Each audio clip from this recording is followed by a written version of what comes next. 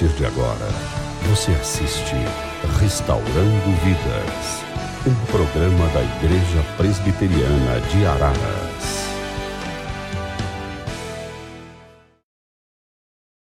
Boa noite, amigos da Rede Opinião TV. Está começando mais um programa Restaurando Vidas pela Igreja Presbiteriana de Araras.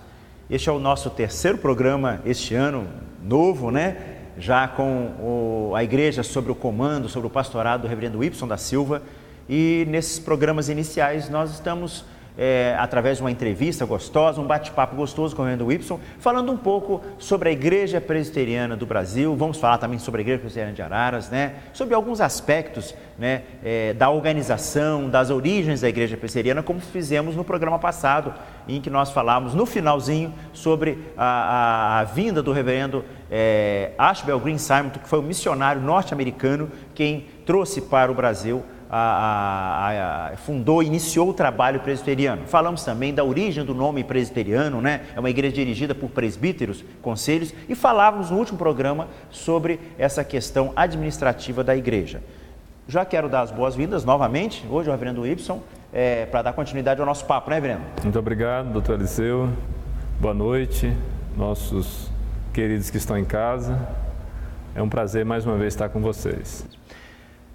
Wilson, falávamos um pouco da Igreja Presbiteriana. Eu quero só dar mais para os nossos telespectadores estarem se informando sobre a Igreja Presbiteriana, né?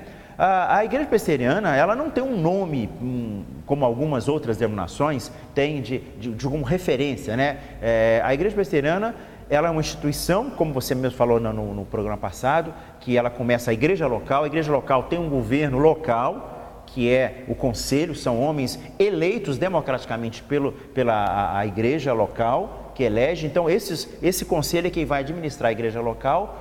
Depois nós temos numa instância um pouco superior, que é o presbitério, que são a reunião de igrejas num determinado região, como nossa aqui, a nossa Igreja Presbiteriana de Araras. Ela tem o presbitério de Araras, Leme e Pirassununga, né? Depois disso, do presbitério, nós temos acima, numa instância superior, que é o sínodo, que são a reunião de vários presbitérios, e chegando finalmente ao Supremo Concílio, né? Então a Igreja Presbiteriana é isso, ela não tem um nome, não tem eu não vou dizer assim, não é bem um dono, mas é assim que a igreja funciona. Ela tem uma instituição organizada, que homens presidentes do Supremo Concílio chegam e se vão e são eleitos. É assim que a igreja funciona? Exatamente. Para melhor compreensão, nós precisamos lembrar o seguinte: a Igreja Presbiteriana do Brasil, ela é uma federação de igrejas. Essas igrejas, elas estão todas interligadas. Ao mesmo tempo, elas se subordinam, né, exercem governo umas sobre as outras, fiscalizam e fazem o controle do funcionamento da igreja. Todas essas instâncias que você citou, conselho local, presbitério, sínodo, Supremo Concílio, eles acabam tendo uma participação, os membros da igreja acabam tendo participação dentro dessas instâncias. Por exemplo, os presbíteros que compõem o governo local, no conselho da igreja, eles vão participar da vida do presbitério. Aqueles que participam do presbitério, que representam as suas igrejas, vão participar também da vida do sínodo. Esses que participam da igreja local, os que participam do presbitério, os que participam do sínodo, vão compor aquilo que nós chamamos que é a Assembleia Geral da Igreja, o Supremo Concílio. Então, em cada situação dessa, um concílio ou uma instância de governo está subordinando outra. O conselho está subordinado ao presbitério, consequentemente com a igreja. O presbitério se subordina ao sínodo e a igreja, o presbitério e o sínodo se subordinam ao Supremo Concílio.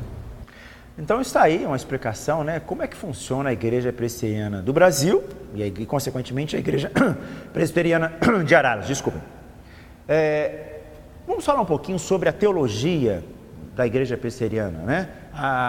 Em que as nossas convicções como igreja, né, dentro desse quadro hoje, eu digo, nós estamos querendo mostrar isso justamente porque existem denominações, outras evangélicas, que têm um pensamento um pouco diferente em relação a alguns tópicos, a interpretação mesmo até da própria Bíblia, né?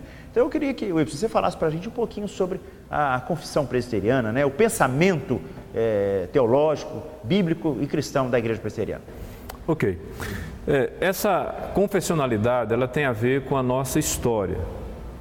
Confessionalmente, nós somos uma igreja de linha calvinista, porque o principal expoente teológico que influenciou a igreja, que desenvolveu as suas práticas, as suas normas, o seu conjunto de doutrinas, nasce dentro desse contexto que nós chamamos de calvinista.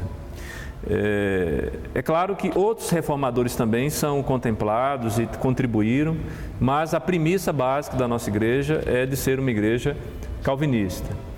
A partir dessa ação de Calvino e dos demais reformadores, documentos foram construídos que representam a confessionalidade da igreja.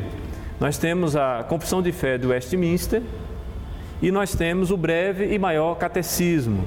Esses documentos que foram elaborados, e gerados pela Assembleia de Westminster em Londres na década de 1640, são adotados oficialmente pela Igreja Presbiteriana do Brasil como seus símbolos de fé e os seus padrões doutrinários.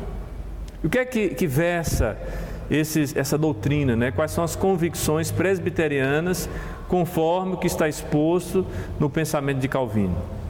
E também de outros teólogos e de outros documentos confessionais que a denominação adota dentro dessa linha da teologia reformada. Nós temos uma ênfase na soberania de Deus, nós cremos que Deus está no governo, no controle de todas as coisas. Nós defendemos a eleição divina, esse Deus que governa, elege e escolhe aqueles que vão crer, que vão ser conduzidos por esta doutrina bíblica. Nós entendemos que a palavra de Deus e os sacramentos, eles ocupam uma posição central na vida da nossa igreja. Desenvolvemos também com os nossos membros o conceito de pacto, de aliança, que Deus firmou uma aliança conosco e, portanto, nós estamos devidamente envolvidos, imbuídos de cumprir a sua missão, de estar dentro da missão de Deus, em anunciar a salvação, em desenvolver a vida espiritual das pessoas, em pensar na eternidade como sendo uma realidade possível, alcançável somente através de Jesus. E nós ainda defendemos como igreja o cultivo da intelectualidade. Nós entendemos que a prática anti-intelectual ou o anti-intelectualismo não é algo que parte da palavra de Deus. A palavra de Deus, pelo contrário, nos convida a ter uma fé consciente, uma fé cognitiva, uma fé onde eu possa entender, assimilar e me posicionar diante desses postulados de fé. Ok, achei bastante interessante, inclusive esse final da sua fala, reverendo Wilson, com relação a esse pensamento, quer dizer, a igreja presbiteriana, ela vai procurar entender, quer dizer, não é uma coisa simplesmente, claro, o fundamento está na fé cristã, na fé em Deus, na fé em Jesus, mas nós queremos estudar, entender toda essa questão da teologia, ou seja, da relação de Deus com o homem. Exatamente. E eu queria lhe perguntar agora, você falou com alguns aspectos, os sacramentos, Então, muitas pessoas que em casa, às vezes, até que não são da igreja e tudo, não entenderam, quero explicar um pouquinho o que são os sacramentos da igreja presbiteriana. Então, a igreja presbiteriana do Brasil, ela entende que só existem 2 sacramentos que são apontados pela Bíblia. Aqueles sacramentos que devem ser adotados e praticados na vida da igreja. O batismo é um deles, e a Santa Ceia, ou a participação na comunhão da ceia. A Eucaristia também chamada. Ou conhecido também como Eucaristia. Os sacramentos, então, o batismo, a igreja presbiteriana, ela realiza, a gente sabe que há com relação a divergências, melhor dizendo, com relação, se batiza em neném, se batiza maiorzinho. A igreja presbiteriana, ela professa dentro desse sacramento qual a orientação? Então, por conta do nosso pressuposto teológico, que falando sobre o pacto, a aliança que nós temos com Deus, nós entendemos que essa aliança deve e pode ser firmada com os nossos filhos, mesmo já na infância. Então, nós batizamos as nossas crianças, sim, nós batizamos já nos primeiros dias de vida, por entender que essas crianças fazem parte desse pacto, dessa aliança que nós firmamos com Deus. A bênção da palavra de Deus, do Evangelho, os meios de graça se aplicam tanto sobre nós como sobre os nossos descendentes. Daí a nossa prática do batismo infantil. Ok. E a Santa Ceia, a Eucaristia, né? Como é que ela acontece? A participação disso dos membros da igreja, como é que é isso? Então, a participação na ceia, ela se estabelece apenas para os membros professos da igreja, aquelas pessoas que já publicaram a sua fé, que já testificaram para a igreja, diante da comunidade da igreja e também diante de Deus, que aceitaram Jesus, que abraçam aqueles princípios básicos da fé cristã e que, consequentemente, se comprometem em dar testemunho, em viver consoante essa palavra. Então, há esses que são chamados de membros professos, esses são chamados a participar da Santa Ceia do Senhor, que também é um meio de graça, né? Uma forma como Deus usa para abençoar a vida da igreja, reavivar a fé, consolidar no coração dos que começam a caminhar com Cristo as noções de aliança, de sacrifício, de perdão, de reconciliação com Deus. Isso dentro dessa historicidade, inclusive, do próprio cristianismo, né? Quando Jesus disse que será a nova aliança, né? Quer dizer, um memorial em que a igreja, então, agora, em que se estabelecia na terra, passa a fazer em memória desse sacrifício de Jesus, essa lembrança. Exatamente, é um relembrar daquilo que Jesus fez na cruz e, ao mesmo tempo, é uma experiência de reafirmação da sua convicção de fé. E que você, tomando parte daquele momento, celebrando a morte e, consequentemente, os resultados dessa morte para a nossa vida, nós estamos, assim, adorando a Deus e cultuando tudo aquilo que Ele fez por nós, por amor de nós. Ele entrega o Seu Filho e nós, então, na ceia, nós lembramos dessas coisas. Wilson, agora, falando um pouquinho mais sobre, falamos, né, sobre a Igreja Presbiteriana, sobre a sua confissão. Eu queria que você falasse um pouquinho sobre a Igreja Presbiteriana de Araras. Eu sei que você está chegando, mas eu sei que você já se informou algumas coisas sobre essa história, né? Nós estamos já há 44 anos aqui como igreja organizada. Se bem que o nosso tempo também já está terminando, isso vai ser um motivo para o nosso próximo programa. Eu só queria que você desse uma introdução ao assunto para que os nossos telespectadores de casa já pudessem ficar atentos para o nosso próximo programa. Ok.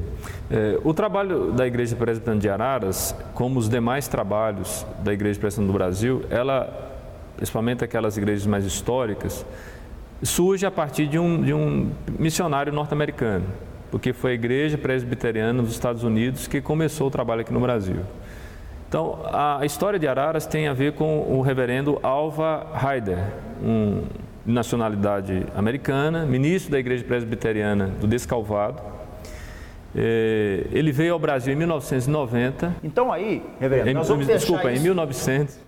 Então, e nós vamos deixar então agora que isso só é a introdução do nosso próximo programa, porque nós estamos terminando o nosso tempo aqui e as suas palavras finais desse programa. Mais uma vez eu gostaria de agradecer, né, a oportunidade de poder estar falando da Igreja Presbiteriana do Brasil, essa denominação que já faz parte da história do Brasil, que já tem mais de 150 anos de história, de serviço à pátria brasileira e que tem aqui em Araras, né, um exemplar daquilo que foi desenvolvido aqui pela missão norte-americana.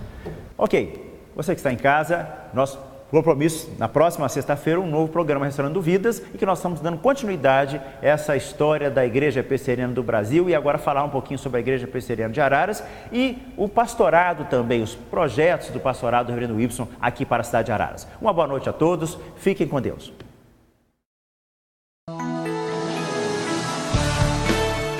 Restaurando Vidas, um programa da Igreja Presbiteriana de Araras.